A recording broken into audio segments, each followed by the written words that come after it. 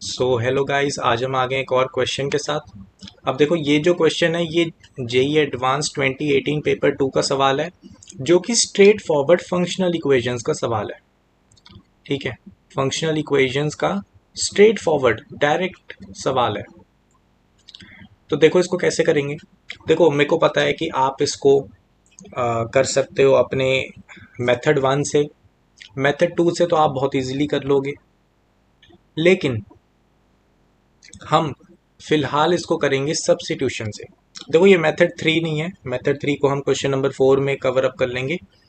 फिलहाल हम बस इतना समझ रहे हैं कि इंफॉर्मेशन कैसे गैदर करते हैं। ये सबसे इंपॉर्टेंट बात है जो कि फंक्शनल इक्वेशन या फिर इन जनरल आपको क्वेश्चंस में निकालनी आनी चाहिए सब्स्टिट्यूशंस के थ्रू। ठीक है, सब्स्टिट्यूशंस या फिर वैल्यूज पुट करके, ठीक है, आप मोस्ट प्रोबेबली आंसर्स या फिर इंफॉर्मेशन निकाल सकते हो जो आपको गिवन नहीं है।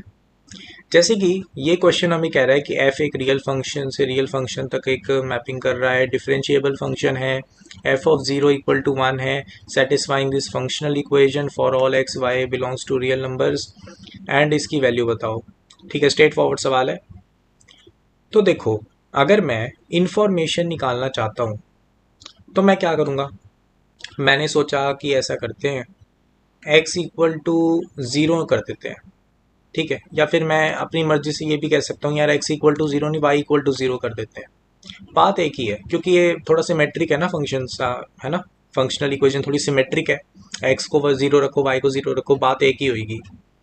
तो y को 0 रख दिया मैंने, क्या बना, f of x equal to f of x f dash of 0 plus f dash of x f of 0। अब देखो, मेरे को ये तो पता है f ऑफ 0 की वैल्यू मुझे क्वेश्चन में गिवन है, और मुझे ये भी पता है कि इस इक्वेशन से मुझे आंसर निकल सकता है, क्योंकि f ऑफ x है ना, f डैश ऑफ x। तो ये मोस्ट प्रोबेबली मेरे को आंसर दे देगा। लेकिन एक प्रॉब्लम वाली बात है। प्रॉब्लम वाली बात क्या है, ये देखो, ये जो ग्रीन से मैंने हाईलाइट करा, ये प्रॉब्लम है कि मुझे इसकी वैल्यू नहीं पता, है ना। f डैश ऑफ 0 की मुझे कहाँ वैल्यू पता है। तो मैंने सोचा फिर हमें क्या करना पड़ेगा, इस चीज का सहारा लेना पड़ेगा, इंफॉर्मेशन गैदर करनी पड़ेगी। तो कैसे कर सकते हैं, तुम थोड़ा सा ज्यादा सोचोगे तो तुम्हें पता लगेगा x equal to 0 equal to y, मतलब दोनों को 0 रख दोगे तो तुम्हें क्या मिलेगा, functional equation f of 0 equal to 2 times f of 0 f dash of 0। Clear है।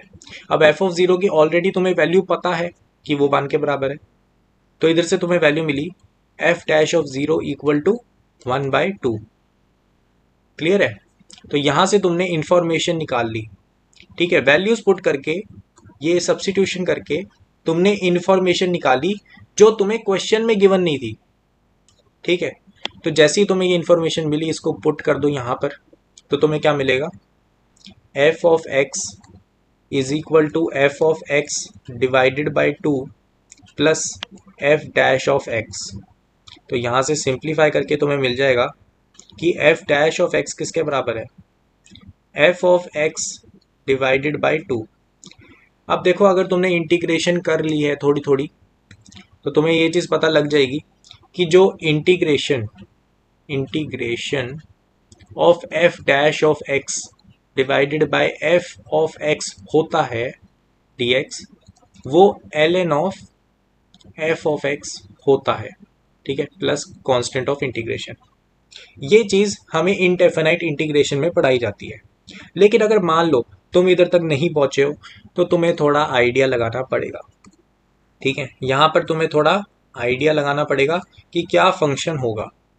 ठीक है, तो देखो यार, जब भी आइडिया लगाना है तो क्या करेंगे, ये प्रॉब्लम से अच्छा हम इससे सिंपल वाली प्रॉब्लम पहले सॉल्व करने की कोशिश करते हैं। मैं सोचता हूँ f dash of x equal to f of x होता अगर, है ना, तो मेरे पास सीधा सीधा मेरे मन में ये आ जाता है कि यार f ऑफ x ना पक्का e की पावर x है, क्योंकि यही एक फंक्शन मैंने पढ़ा जिसका डेरिवेटिव उसके ही बराबर होता है। ठीक है, तो यहां से तुम्हें आइडिया मिल गया कि ऐसे जैसा फंक्शन होगा, e की पावर x के सिमिलर हो सकता है। अच्छा, तो तुम्हें ये 2 अगर लेकर आना है डिनोमिनेटर में तो कैसे करोगे? बहुत अगर तुम्हें आइडिया लगता है तो आइडिया एक और चीज़ से लेना पड़ेगा कि डिफरेंशिएशन की बात है। तो डिफरेंशिएशन की बात है तो चेन रूल को अगर तुम ध्यान में रखोगे तो तुम्हें आइडिया लग जाएगा कि e की पावर x मुझे डिफरेंशिएट करने के बाद e की पावर x ही देता है, जो कि मेरा ये क्या है, f ऑफ x। क्लियर है? लेकिन अगर मैं x की जगह x बाय 2 रख दूं, क्योंकि मुझे पता है कि यहां पर जब डिफरेंशिएशन हो रहा है तो x की भी डिफरेंशिएशन हो रही है, तो अगर मैं e की पावर x बाय 2 रख दूं मेरे f ऑफ x को, तो डिफरेंशिएट करने के बाद मुझे क्या मिलेगा, e की पावर x बाय 2 इंटू 1/2। ठीक है, तो यहां से मेरे पास ये f ऑफ x बन गया और 1/2 का फैक्टर भी आ गया। तो इतना जब आपने समझ लिया तो आपको इजीली आप गेस कर पाए कि f ऑफ x जो है वो आपका क्या निकल गया, e की power x divided by 2 plus सी।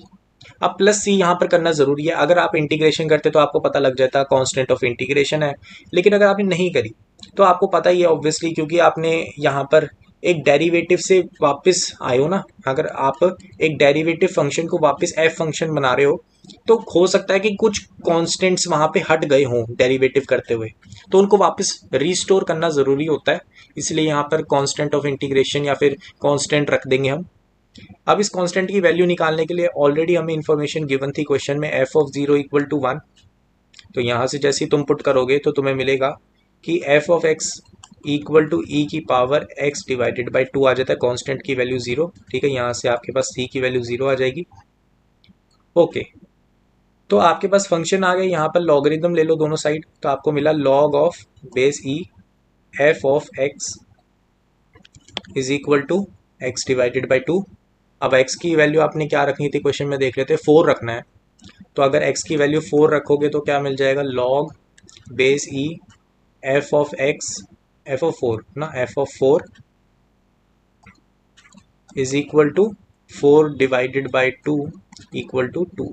तो आपका आंसर 2 आ जाएगा। ठीक है, तो ये काफ़ी स्ट्रेट फॉरवर्ड सवाल है, 2 आपका आंसर हो गया इस सवाल का। देखो जेईई एडवांस का सवाल कर लिया हमने, और कोई ये स्टैंडर्ड मेथड भी नहीं है। ठीक है, हमने मेथड 1 पढ़ लिया, मेथड 2 पढ़ लिया, लेकिन कोई एक ये आप देखो ना, हमने सिर्फ आइडिया लगाया है इस सवाल से।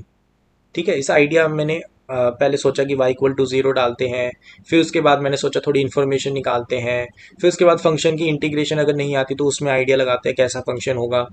ठीक है, वैसे ये जो आइडिया लगाना है ये प्रेफर नहीं किया जाता। ठीक है, थोड़ा प्रेफर नहीं किया जाता।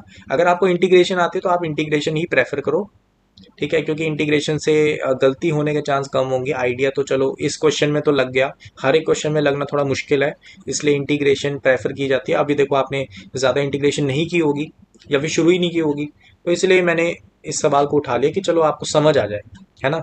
लेकिन इस वक्त पे जैसे ही आपके पास ये आ जाती है ना, एक डेरिवेटिव और एक फंक्शन, तो जनरली हम इंटीग्रेशन का ही सहारा लेते हैं, इंटीग्रेशन से ही सॉल्व किया जाता है, फंक्शन निकाला जाता है। क्लियर है? तो आई थिंक कि तुम्हें अब क्लियर हो गया होगा, ये भी एक तरीका है फंक्शनल इक्वेशंस को सॉल्व करना। जैसे कि मैंने पहले बताया था कि without any method, just by substituting the values तुम फंक्शन को निकाल सकते हो। वैसे ही टाइप का ये सवाल था।